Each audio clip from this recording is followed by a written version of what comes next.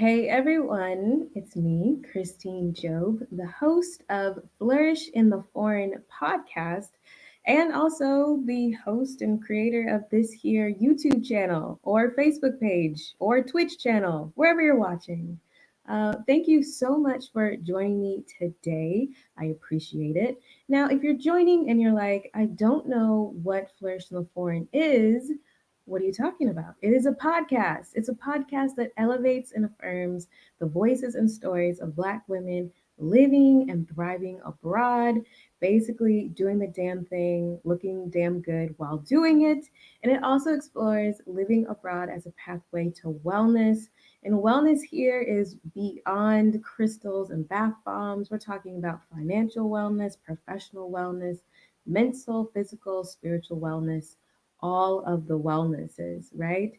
So that is what this here podcast is about. This is what this platform is about. And today I have the immense pleasure to be joined with a past podcast guest, Tanisha Townsend. If you have not listened to her podcast episode, you need to go ahead and do that. You can find it at www.flourishintheforeign.com/episodes/Tanisha. And so we will be speaking with her and really having kind of a really great catch up because Tanisha was one of the very first guests that agreed to even be on my podcast. Thank you, Tanisha. And she was one of the very first people to that I recorded. And so this will be a really wonderful catch up. Now, before I bring her on, let me tell you more about Tanisha.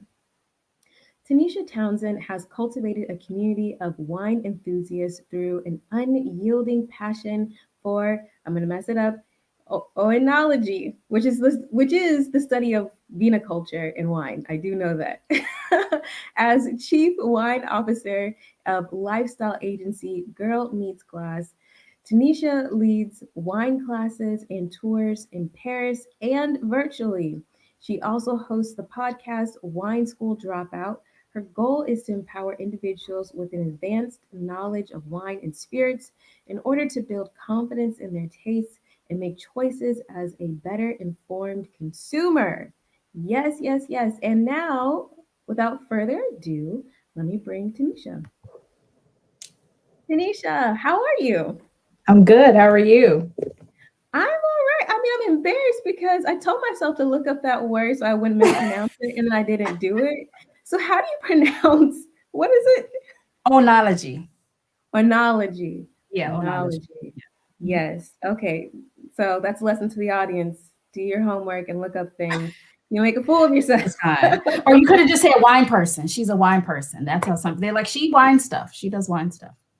You know. No, because through talking with you and recording with you, learning about your path into this profession and all of the education and certifications you have, I definitely don't want to diminish that because it is fantastic and amazing.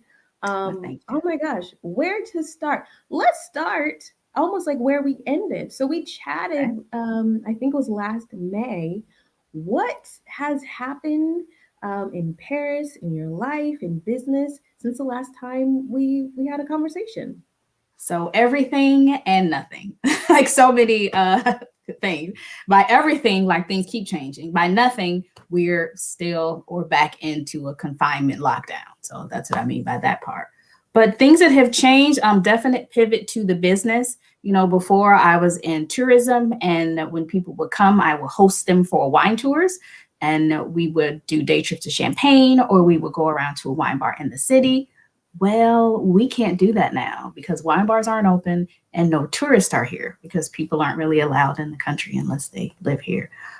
So we've moved that to online, and I do virtual tastings. I've done those for birthday parties, holidays, breakout sessions for conferences, things like that. I'm also working on social media for a few clients. I have my podcast, Wine School Dropout, and I'm working on the YouTube thing for myself. We're trying to get that going with some consistency. What else? I'm doing some writing for the Spruce Eats, so doing some wine articles for them, and that might be it, maybe. Well, that's a lot. It is. That's why I'm like, wait, that might be it. Oh, and then I'm teaching. I'm a professor as well. And so classes start back up again because they're on the because the study abroad. So I think it's like trimester or quarters.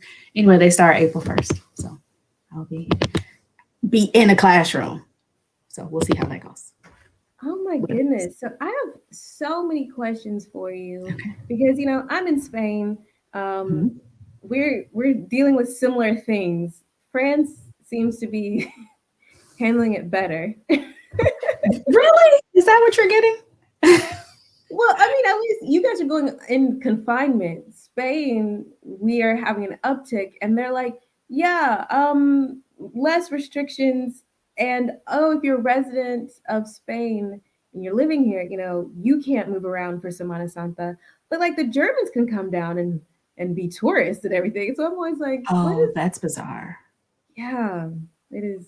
It's very upsetting. But it's not about me in Spain. We're talking about you in France. Okay. Okay. So much to talk about. One, you're an entrepreneur. We talked about this Mhm. in the podcast. You talked about, what the process was to be an entrepreneur and secure that visa and register yourself in France.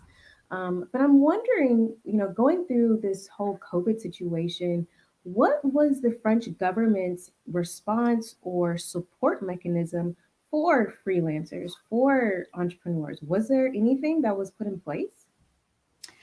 Yes, there was support, and that's something the French government did really well on really early. Through our tax organization where we pay our taxes, we were able to apply for some assistance, some financial assistance, and then we were also able to apply for some other types of assistance as well. But we were able to monthly apply for assistance to kind of help us out up to a certain amount. And they would base that on what our earnings were the previous year, what they were that year. So I'm saying that year because we're talking 2020, what they were then. And then they would kind of figure out a balance between the two and then pay us out. And that was that. That So, that is lovely. That is yeah, if you fell lovely. into certain categories of tourism. But then when they opened back up, then some of those categories changed because they figured, well, you could kind of be working. Um, and then I think some people kind of took advantage of the program early on. So there were a lot more rules and regulations and paperwork and things like that that you had to complete later in the year. But just the fact that it was there so you wouldn't feel completely left out on an island and completely out there suffering when everything changed overnight and you didn't know what to do. Because people are always like, oh, just save a little money. Okay, live beneath your means. Okay, that's fine. But living beneath your means, that still doesn't protect you for when you're living with no means, like when you have no money. So what now? What? Like it's nothing coming in. Help. And we didn't know how long that would last. And we see it has lasted a year. There have not been tourists here since then. So what if we had no work this whole time? Like, how was that supposed to, like, how were we supposed to make it through? But the government came through and, gave us a little bit of assistance there. So we didn't feel like, oh, I'm not going to make it. I'm going to be sleeping in a box near the train station. No, that wasn't the case. Because I was worried for a second, but then, people were like, oh, no, it's this program. It's this program. I was like, okay, heart rate down, breathing normal. All right, we can do this. Thank goodness. Thank goodness. Yeah. And tell me, what has been the process for the vaccine rollout in France? Are you on the national health system? Do you have private health care? Does that change what happens in France?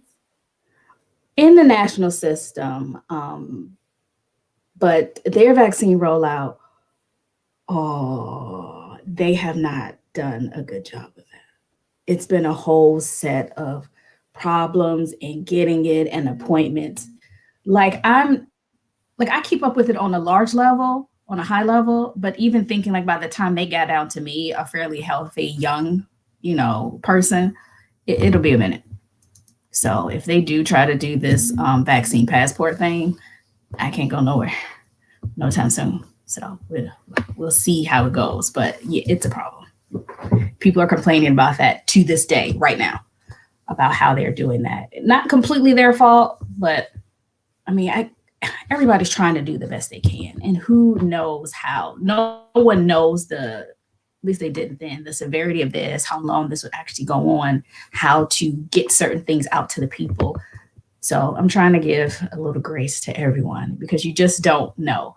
But it would be nice if they tightened up on the vaccine and get that out to the people so I could, get my jabs and get on with my life.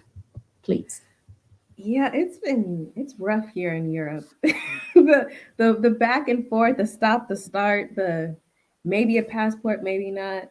I'm in the Yeah. same boat. I'm like, I'm just gonna guess that I'll probably get vaccinated in October.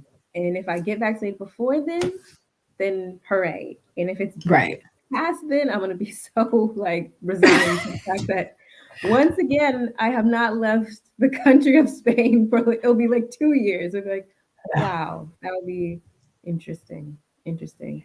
So let's get into your podcast. You have two podcasts, but I know that Wine School Dropout just released its latest season. So let's talk about what is Wine School Dropout and what can we expect for this new season? Okay. Wine School Dropout is a podcast for people who are into wine, but want some very basic, high level information about it. I wanted it to be very short episodes, so quick sound bites, so people could take that information and use it right away, not have to sift through a whole bunch of gems being dropped and take notes and all that. They can get something really quick. The first season, the episodes are like 10, 15 minutes. They can get their information and then go to a wine shop right away and then be able to order something that they want, use the knowledge that they just learned right away. So that was the first season. Second season, we did a little different. It wasn't a narrative or narrated by me. It was interviews, and I interviewed people in wine or food around the world, people of color. So we have one of my friends from South Africa, well, who lives in South Africa. She's American, but she works in wine in South Africa. We have a Chinese winemaker who lived in Australia and made wine. We have a woman from India who's making wine in Bordeaux, a wine educator from Tasmania, Danae Burston from La Fête de Rosé. He did an episode. His episode was fantastic. Mandy from the UK.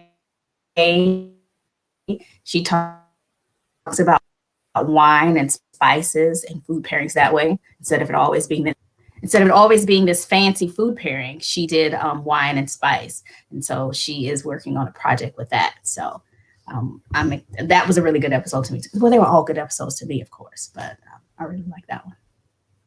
That's Wine School Dropout. That is, I mean, I haven't listened to the latest season. I've listened to, I think, all of the episodes of the last season, but I have listened to this latest season. And I think that's like an amazing kind of theme for this season. For people who are watching and who maybe don't know, why did you feel like it was really important to showcase people of color in the wine and spirits industry in this season? Because people don't think they exist. I regularly am told, "Oh wow, okay, well, I didn't really know Black people drink wine, or I didn't know Black people were into wine." And then I have some other friends from, Southeast Asia, and then some Chinese friends and Korean friends that are into wine and doing things in wine, and people aren't thinking that they are, and so they're always very surprised. So I was like, you know what? This is going to be a season of color. We're going to go around the world and showcase them and what they do. And also show that there are other things in wine besides just being a sommelier or just making wine. There are other industries that you can get into because people think wine, they're like, oh, let me just talk about tasting wine. Let me just, drink it. Let me do some tasting notes. And let's how you swirl it. And I get strawberries and cherries and hints of smoke and tobacco. Okay, that's fine. But there are other things in the industry as well. So I wanted to highlight that. And that's how we came up with the season. And I think it's so important. I mean, it's bizarre that people are like, wait, Black people drink wine? There's people of color in wine and spirits. But I think it's probably similar to, people being like, oh, Black people live abroad and do things. It's like Yeah. very strange because the mainstream narrative doesn't necessarily showcase these stories and these voices. Um, Yeah. so I will reset for everyone who's actually just joined us. Hello, everyone. Thank you so much for joining us. I have Tanisha Townsend of Girl Meets Glass. She is based in Paris, France, and she is a wine professional. If you have not listened to her story on the episode on the podcast, you need to go ahead and do that because her story of being, going in coming from tech in Washington D.C. and Chicago into wine and moving to France and figuring out how to stay there and to thrive, I think is one of the episodes I feel is I think it just really captures the reality of deciding to change your life and make it work and to build a business. Like a lot of people think it's like what's that silly show like Emily in Paris, which I didn't watch, but I heard horrible reviews about. But people think it's just like you just float on in and you have a beret and now you're Parisian and you have a life and maybe if you're on Netflix and that happens or Right. Then independently that works for you. Yes. right? Yes. Then that works for you. But if you're really trying to change your life and to go into and career transition and move abroad, there's so many different changes that are going on. There's going to be it's going to be a roller coaster, but you will make it out there. Like you are thriving. But I just thought your story was so real, and I was so happy that people resonated with it because too often people either clam up and think that they can possibly do it, or they like think it's going to be really easy. And so I think your story has helped them. That's actually what I wanted to come from everything. Like when I speak to people or tell my story when I'm interviewed or whatever, I just want people to know what's possible. And I want people to know there is someone else that has done it. So you can do it. I want people to think of things that they may not have thought of doing before, going places they may not have thought of going. Because I can think about when I was like in high school or college, like, yeah, I knew Paris existed and abroad existed, but I didn't think of it as being someplace that I could actually go and have any type of life. Like, yes, I can go visit, hop on a plane, do that, but study abroad wasn't even something I thought was possible. A semester abroad, had no idea about any of that. Not until I got to be a full adult, like after university, had worked for a little while, did I even get a passport. So I'd like to travel before, but around the States, Mexico, Canada, that kind of thing. But I was a full grown adult when I first got my passport. And then finally came over to Europe. And I was like, wow, this is like a whole place. This is a whole different. And it was interesting because it was like you see it in history books and you learn about it in art classes and things like that. And then you get over here and you're like, wow, I read about this. Look at it. And so, you have that fascination, but it doesn't seem like a real thing you can do or a real place you can live. And I want people to know that it is. Whether it's people my age, older, younger, students, whatever, you can do it. It's possible. Yes, yes, you can. Now, if anyone has any questions for Tanisha about anything, maybe about your wine selection this evening, or about Which I'm maybe slipping. I don't have a glass next to me. I'm playing games. What in the world? and I was thinking about bringing a glass, but actually after this, I'm gonna actually try to be socially distanced social and grab a glass of wine on a terrace. So we will see. Um, Okay. but if you have a question for Tanisha, go ahead and put it in the comments section wherever you're watching, and we will address it. We do have a comment here from Adelia. Hey, Adelia, thank you so much for tuning in, Adelia. You're awesome. Um, so surprising that Europe isn't handling this well. Are you Same. surprised? I actually am. I'm very surprised. What I think one of the main reasons, though, with Europe not handling this well is because we're talking when the US, their drug companies are the ones who are leading the research and creating it. So just like if you create something, you're going to give it to your family first. So the US fought really hard to give it to people in the US and make sure they had it first. They started partnering, people in the UK started partnering with US researchers and research places so that they can have kind of equal share in it. They also are able to make their own decisions. France, while it is a country, it's a part of the EU. So deciding, are we going to do this as EU or are we going to do this as France and separate countries? That took up time and energy and all of that as well. So, I mean, I don't want to get into a whole story about that, but that has been something that has led to the problem of them lagging behind. Yeah, it's been a trying time for the EU, with Brexit. Now this, it's not Yeah, yeah, it's yeah. been a trying time for sure. Now, let's get into wellness because Flourish in the Foreign is about, exploring living abroad as a pathway to wellness. And as I mentioned before, wellness is not necessarily candles. It can be.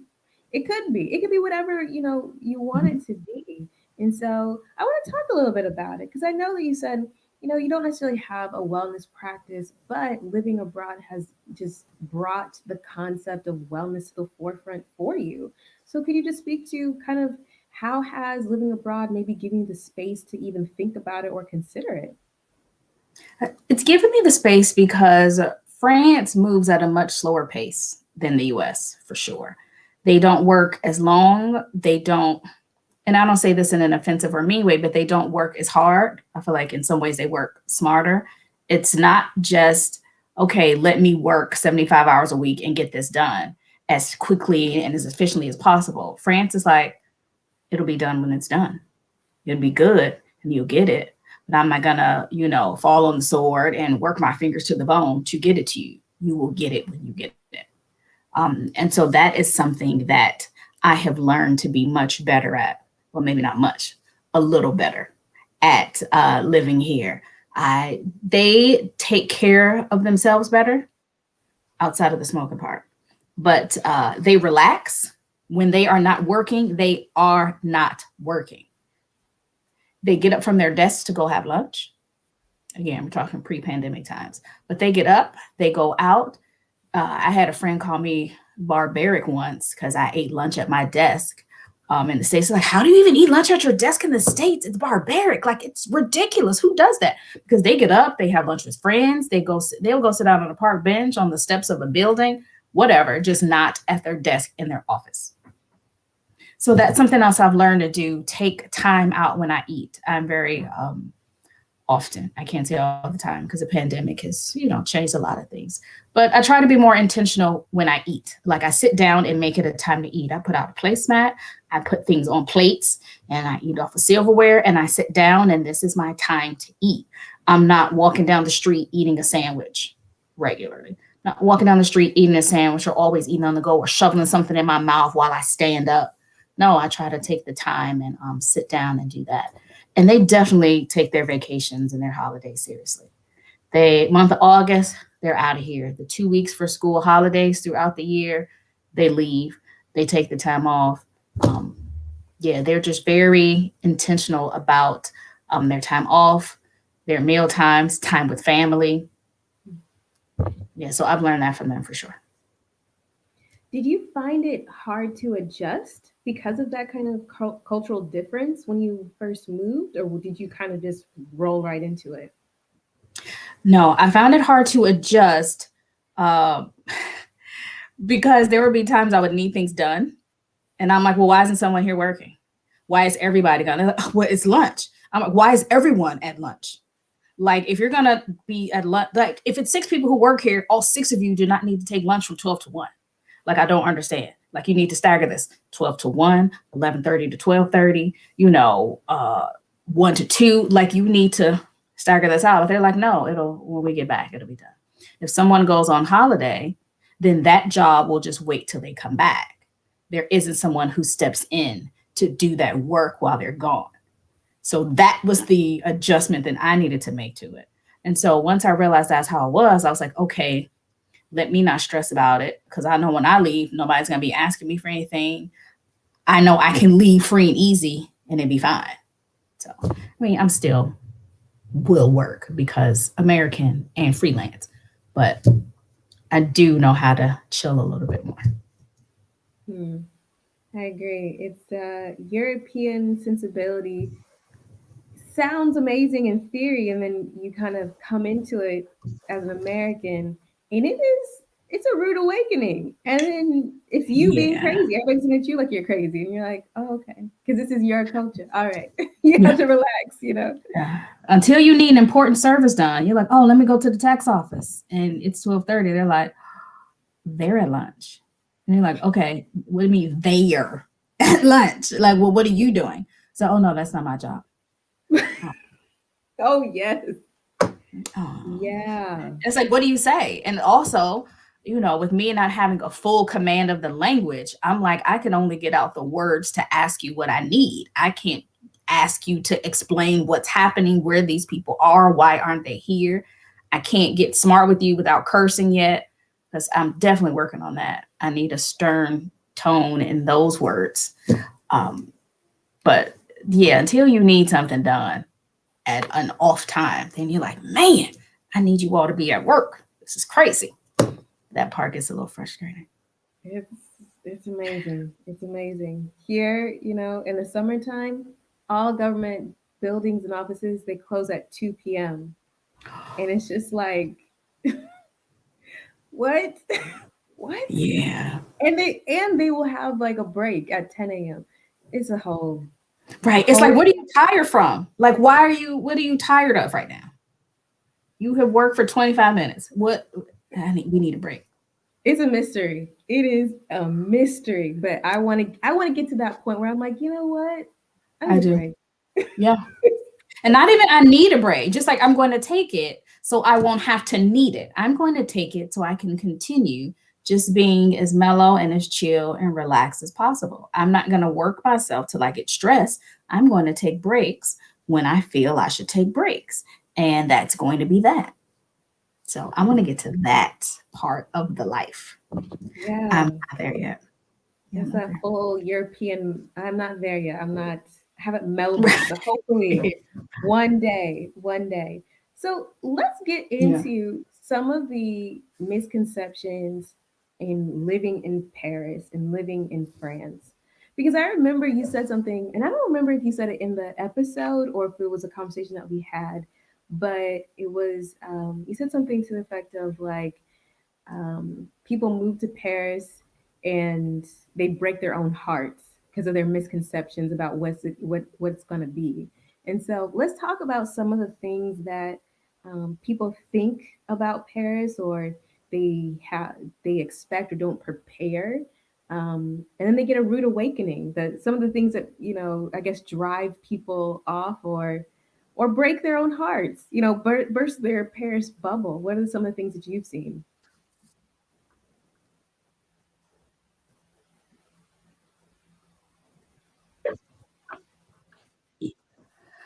Almost the same way when they live here as it was when they visited. And that is something need. The places that you go are completely different as a tourist versus a resident. So thinking that, oh, it's all going to be fun and easy and it's all clean and it smells fresh and it's all well lit and blah, blah, blah. It's not like that when you live here. Um, Using the example that you gave of Emily in Paris, everything was all clean and pretty in the streets and it was beautiful. It was also very white. Like you didn't see Black people even just walking down the street. You didn't go in those neighborhoods. That's not Paris. That's not what it looks like. So if you come with that idea, what you see on TV and in movies, you get here, you're like, oh, this not, this isn't the same. This is not what I saw on TV. They didn't show me this part. They didn't show me this part. I don't know what to do with this place. So that is a way that definitely breaks people's heart. People thinking it would be like home and really looking for a lot of the amenities and sensibilities and habits of home, wherever that home is, that will break people's heart. Um, I mean, I get homesick from time to time, but and used to ask for or want things the American way, like with food and things like that. But I found American stores, they have those here. It's not even too many things now after this time that I still kind of miss to the point where I'm trying to ship them in, or I'm like, oh, I can only eat like this, or I really want this thing. It's not too much like that. Just Yeah, a lot of stuff you can get here now, but it's expensive. Like I like peanut butter, the creamy kind. And people are like, Mm. oh, well, they have the natural kind and this. And I'm like, no, no, not natural. I want Jif or maybe Skippy if I'm feeling, away. But the natural kind, I'm like, it's different. It separates. I don't want that. So peanut butter is like my vice, but the American kind because it has sugar in it. And peanut butter is not that expensive in the States. You can get peanut butter for what, maybe like $3, $4, $5. I've seen it here for 12. Like I can't pay €12 for Jif. Like I just can't physically do it. So that has kind of weaned me off of some things. Now when I do go home to visit, I come back with a suitcase of things that I miss, need, and like to use. So yeah, there's still some American products that like I solely use for things. But Oh my goodness, $12 for some Jif. yeah, Woo! You know that American store, what is it called? Taste of Home and all those places. Those they will rob you. they Rob will. you. Yeah, yeah. But I like peanut butter and microwave popcorn. Those are like the two vices I have left. Luckily, microwave popcorn isn't that heavy, so I bring it back with me when I come, or when They people don't used to sell come. microwave popcorn in France? It's not the same. And they're always like, why don't you just make it in a skillet? It's so easy. You just put some butter in and some oil and you put the seeds in and then you shake it. I'm like, or I can put this bag in the microwave, turn it to two, and go do something else. Like I don't have to stand there over the skillet. Is it ready? Can I get it? Is it ready? Is it popping? Oh, gotta catch it. Like, no, I'm not doing all that. When I just put this bag in and go set the movie up and then come back. But I like movie theater butter. They don't have that here. They do like kettle corn, which is Yeah. fine, but I can't eat kettle corn the way I do movie theater butter. So I'm like, Yeah. I'll just get my little movie theater butter, microwave packs. And what I used to do is there was always someone coming to Paris. Like every month, someone would be here or someone here would go back and then come over. So I can always say, hey, and then, oh, you need anything? As a matter of fact, if you could just bring me some microwave popcorn, that would be great. And it's so inexpensive. People wouldn't be like, oh, what do you want? They'd be like, oh, easy breezy, I'll bring it. And so people would bring it to me. But since no one has been here in over a year, we haven't had anyone to bring it. So Yeah. I'm It's down to my tough. last few bags. It's lasting you a year? That's amazing. Oh, I had a lot. I had a lot. That is amazing. That your vice is peanut butter because I think she's still watching. Adelia, she's in Mexico City, and I know she is a peanut butter addict, or however you want to say. And I'm gonna call you out, Adelia, if you're still watching, because I do see your Instagram, stories, and she's all about the peanut butter. But I don't know what the peanut butter situation is in Mexico City. So, Adelia, if you're still here, let us know what that Let us situation know. is Give us the scoop. Yeah, give us the like. scoop. Let's talk about. Let me look at my notes.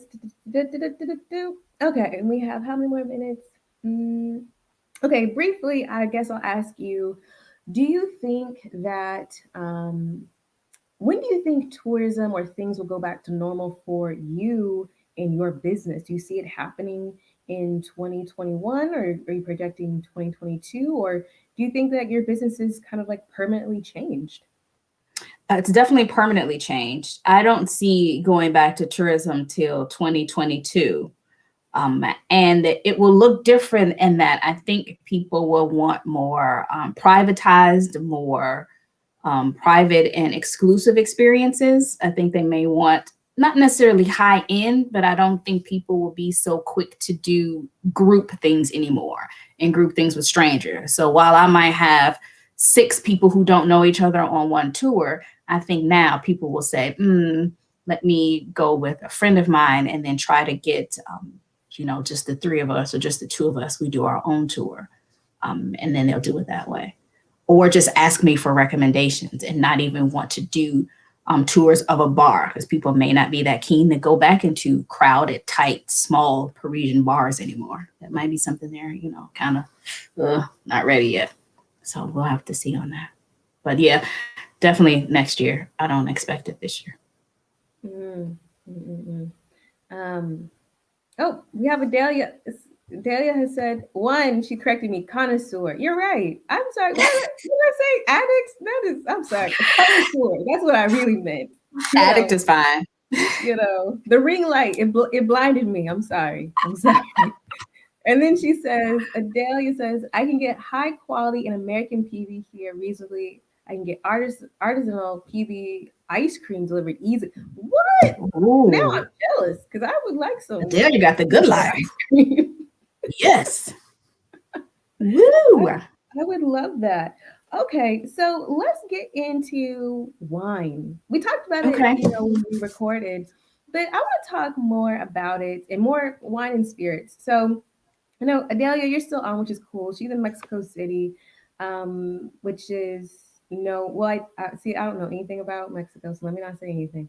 Um, so They let's have talk wine about. there. They're making wine in Mexico, and then of course tequila. So you got that. Okay, so tell us a little bit about Mexico's wine scene, if you will, and I guess maybe a little bit about tequila and the different tequilas that may be So there. Mexico is starting to come up on the wine scene, and it's kind of an extension from California. So that part of Mexico, and they're doing some of the more traditional style of French grapes, and it's kind of a back and forth between I think it's Baja California and then the part of Mexico that's like right from there. And they're doing a few tourism, well, not now, but they were working on some tourism and things like that in order to get the word out more about Mexican wine.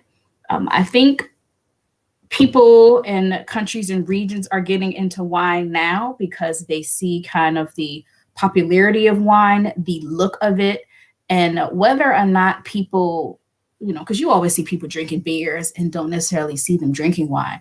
People are consuming wine at home. They're having their girlfriend nights. They're having their fun out with the guys. They are also drinking wine. So that's something that's becoming a lot more popular. Now, tequila gets a bad rap because I feel like tequila is that thing that you can drink really cheaply, that you can get a cheap tequila, and people start off with that probably in college. And they're not drinking good tequila. And so then they get drunk and sick and they have all these crazy memories and they're like, oh, I'm never drinking tequila again. Oh, I don't want to drink tequila. But that's not how you should drink tequila. You actually shouldn't even take it in a shot.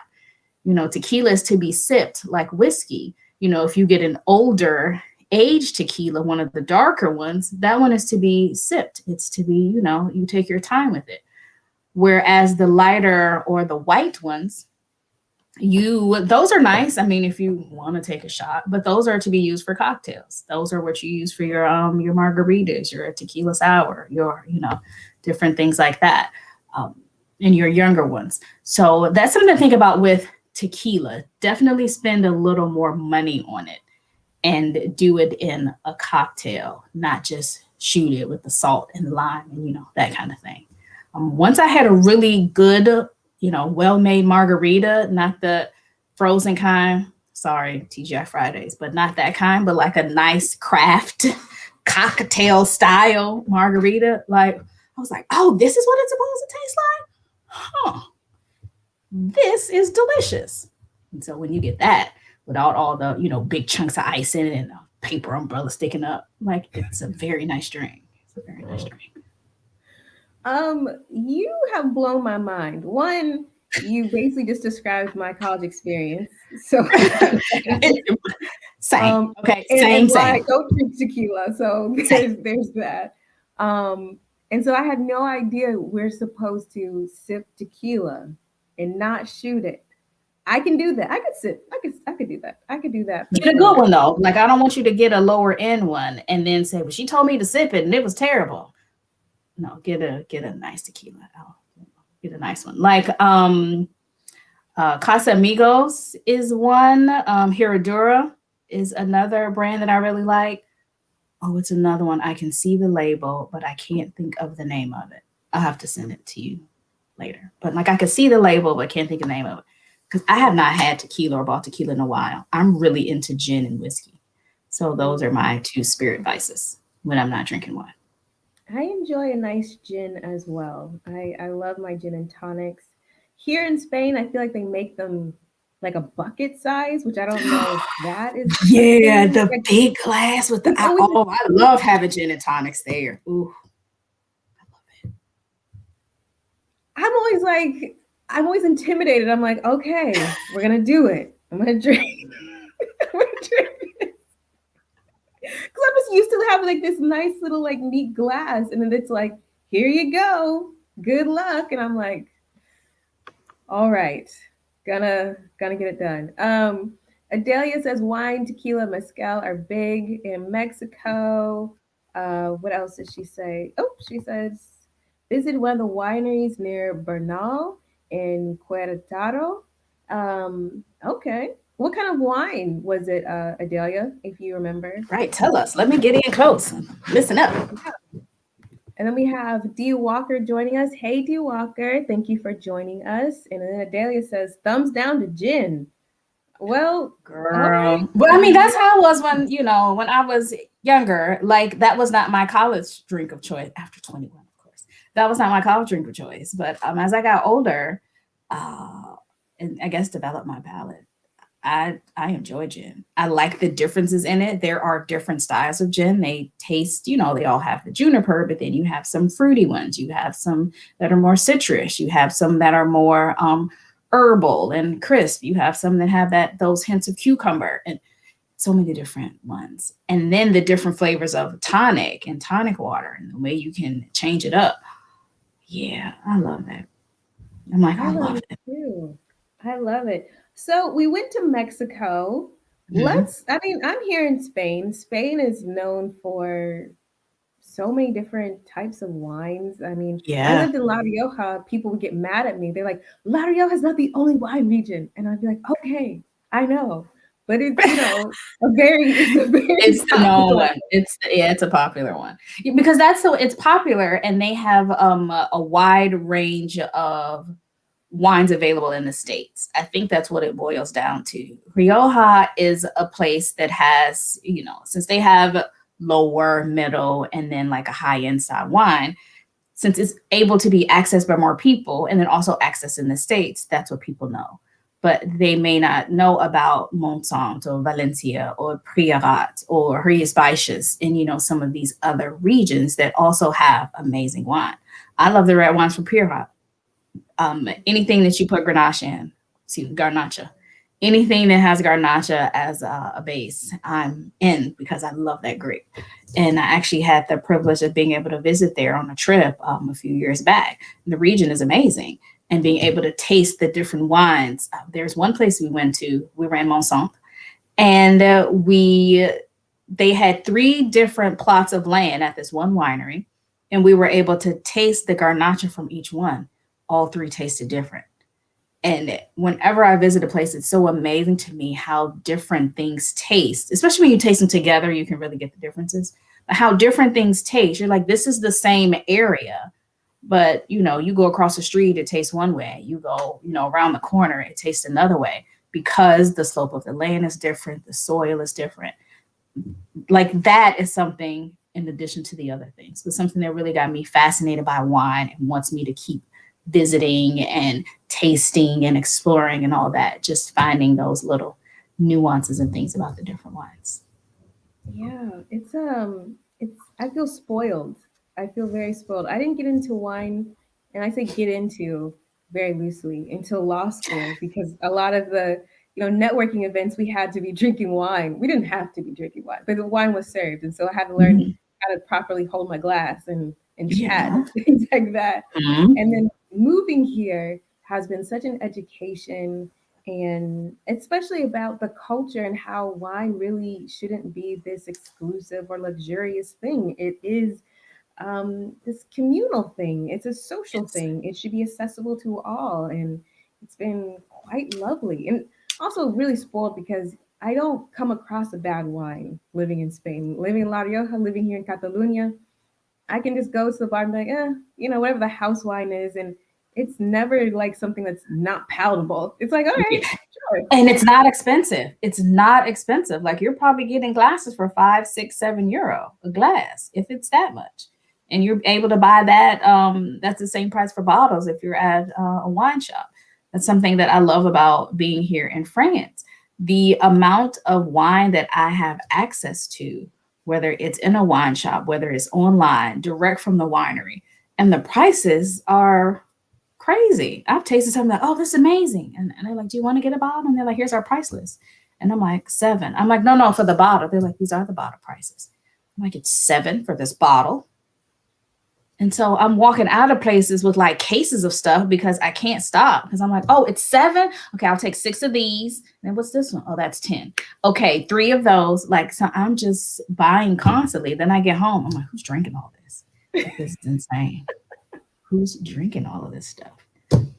But That's how it was when I lived in La Rioja. When people come to visit me in other, like they would visit me in Barcelona, so I'd have to take the train there. But I would come with a whole case of wine because it's so affordable yeah, and it's also and good. good. And I'd be like, And in a good. glass, I would have, oh my gosh, a white wine, a red wine. It could be even a Reserva. Mhm. Maybe a Reserva is like two something euros a glass. I would be like, this is What? amazing. Right. But then Coca-Cola is like 350. And so I'm like, well, clearly I'm getting the wine. Like this is Or for water, those small little waters. And it's like, I'm drinking wine because it's more affordable for me to drink, or coffee. Like, I'd right. rather drink wine than have a coffee or Yep. water. Yep.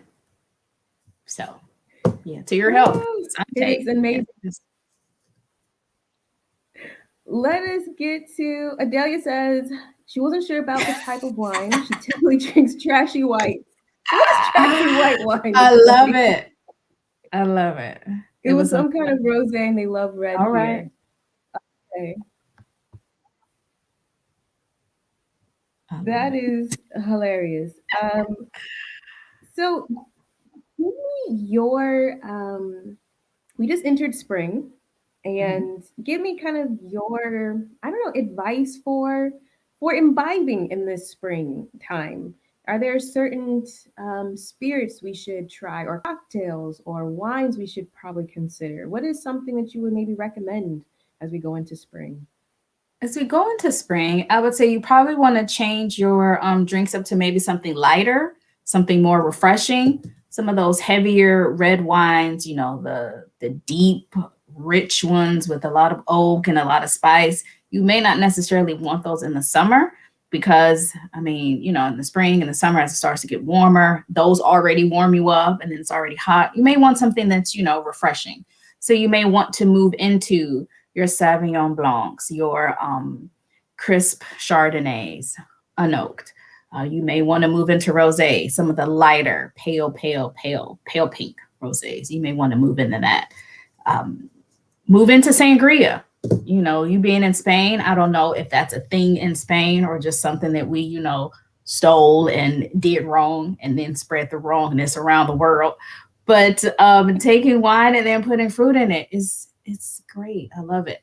I like gin cocktails in the summer because gin can be light and refreshing. You add some tonic to it. That's great. White port and tonic with a slice of lime in it. It's fantastic. People sleep on that. White port and tonic is a thing. Try it for real. Like I'm gonna look I'm directly gonna at the try drink. that. Yeah. Do that. That is a very nice drink. Yeah, and I know you have a lot of access to port where you are. So yeah, those are some suggestions I would make for summer drinking. That sounds lovely. And now I'm like, now after this, when I go to the bar, I'm like, you guys have some white port? Let me try Right. something. We'll see. I want to see They something. have something. Yeah. Oh no, they'll be able to hook you up. Yeah. They'll be able to hook So, so we're about to wrap up. If anyone has any other questions for Tanisha, this is the time to ask it because we got you about up. Right. 8 more minutes. I'm Ask going to me, ask comment, her words of about, wisdom, anything. yeah, or tell us what you're drinking, what you guys want to drink. Yeah, let us know. So first thing I want to ask you is definitely about your virtual services and the offers that you have right now. What are you offering and how can we support you? So what I'm offering right now is our virtual tastings, and those come in so many different forms. It can be a crash course in French wines, where I take you, like I just have a map of France and then I take you all around the regions. I'd send you a few wines to buy in advance so you can taste a few of them along with me. Um, it can be more sensory. Some people really want to get into the wine tasting aspect of it. So I'll tell them to have a few spices out, a few different fruits out, and then and then of course, a couple of wines. And then I'll have them smell the fruit, taste the fruit, and then do that with the wine so they can kind of start getting the sense of when people taste and smell wines and they're like, oh, I get hints of strawberry, raspberry, and then a bit of oak. And people are like, I don't understand how you get that. If you smell it next to it and go through this exercise, then when you smell the wine, then you're like, oh, got it. Okay, I understand what you meant. Um, and then that also works with food and wine pairing too. I'll have people, taste an apple or a lemon and then think about the flavors in there, the acidity, the creaminess, the tartness. And then when they get a handle of that, then taste the wine, they can see how things pair together or how they don't. So that's another kind of tasting that I do. And then some are just very bespoke. People just be like, okay, well, we want to really learn this, or can we just do a Q&A? Tell us what wines to buy, and then we just ask you a bunch of questions. Okay, I've done that. Sat there for an hour, hour and a half, and people just throw questions at me the whole time. So it definitely Oh, depends wow. on what the people want. Yeah. All right. Well, you heard it here, folks. If you have any wine questions, you're trying to do, your Zoom birthday parties or whatever, you need to go ahead and just bring Or on email. Tanisha Or into the email. mix so that you can have Yes. a bespoke Yes. situation. Yes. There's Please no and need to thank you. just be staring at, your cousin or your sister on Zoom. Like you should have wine involved. But also refine it by having a wine professional who's gonna guide you. It Yeah. takes it up a Do an level. activity. It's fun. Yeah. Do an activity. It's fun. Yeah, because people are getting zoomed out of just like talking on Zoom. So it's like if you bring something else into the mix, something else for you to discuss, talk about, have fun with, that makes it so much better, more pleasant, different, fun, fun. So yeah. Definitely. All right. And let me make sure I don't have my glasses on, so I don't know why I always do this. I always try to be cute It's and hard to wear glasses squint. when you put the ring lights up. The ring light gives you such a nice glow, but then you had the little rings in your glasses. So you're like, well, can't do that. That's the thing. I don't know how these influencers do it. I don't know. I'm struggling. I'm struggling. Um, so I guess like my last question would be, I guess Oh. what is some general advice that you would give to, Black women who are watching this, who are either watching this live or in replay, who are thinking about going abroad, who are thinking about maybe moving to France, or who are even thinking about making a career transition while they go abroad? What is some advice you could give to them? I say don't overthink it and don't talk yourself out of it. I think we as women, and then often Black women, have the sense of, oh, I can't do that. Oh, I'm not going to be able to do this. Or will this really work? Don't think like that. Think of, I can do this. Why wouldn't I be able to? Like just reformat that thought and don't talk yourself out of something. Um, I used to be like that, but then I was like, I don't want to live with regrets or what ifs. So I just start, figuratively jumping out of planes and figuring it out on the way down. And so that would be my advice. Don't talk yourself out of something from the beginning. Like write down all the reasons why something will work. Don't just immediately talk yourself out of it. And then also don't overthink it. Don't continue to write this list 5 months, down the line. Like, no, do it. If you want to do something, do it. Make a plan and then get on out and do it. So I know that was a whole bunch of different advices, but all that is what helped me get to here. So do those things.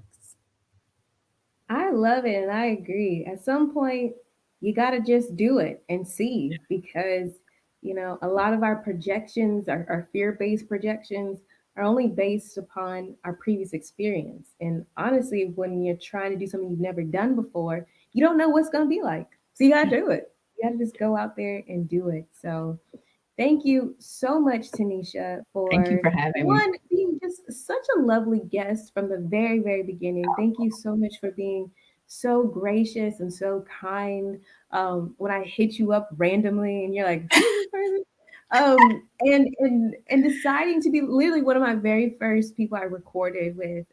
Thank you so much for believing in the message of the platform. I appreciate it. Thank you so much for sharing your story. I deeply appreciate it because it is, you and my other guests that have really allowed the podcast to take off. The podcast is at I think over 15,000 downloads now. The community is growing and Yes. more things are happening with the platform. And honestly, I just feel really honored that you even took the time to chat with me today and before, and that you trusted me with your story in the first place because um, I'm just deeply, deeply grateful for you. So thank you so, so Thank you so much much. for your time. And I hope that everyone watching, you listen to Tanisha's episode on Flourish in the Foreign podcast. You can check it out at www.flourishintheforeign.com/episodes/Tanisha. If you guys need some wine professional help, you need to hit up Tanisha, okay? That's what Mhm. we do here. We're all about the elevation and affirmation of Black women, period. So that's what we're going to do. So if you're watching Right. this, go ahead and hit her up. Listen to her podcast, which is so interesting. And I don't say that lightly. Like I really find it very, very interesting. I can't wait to get into season two so that I Season can two. be introduced to all these people who are Mhm. doing amazing things all over the world. So thank you so much, Tanisha. You Thank are you so welcome. much, everyone who has watched. I deeply, deeply appreciate you. And please check out the podcast, like and subscribe, all the things I'm supposed to say that I can't remember. You guys know what Right? to do Do because them. I Just do them. this Do the right you things. guys know what to Follow on do. social You guys media, subscribe, go to the podcast, send send the cash app links, like, do all of the things. Support on Patreon y'all know where you are. Y'all know what. exactly. And what is where can people find you? Where's your Instagram, your website? Yes, I am Girl Meets Glass everywhere. So on all social media at Girl Meets Glass. And then my website is www.girlmeetsglass.com. So you can find me there. Awesome. Thank you. Thank you. All right, Thank everyone. you. Talk to you later. Bye. Thanks, everyone. Bye.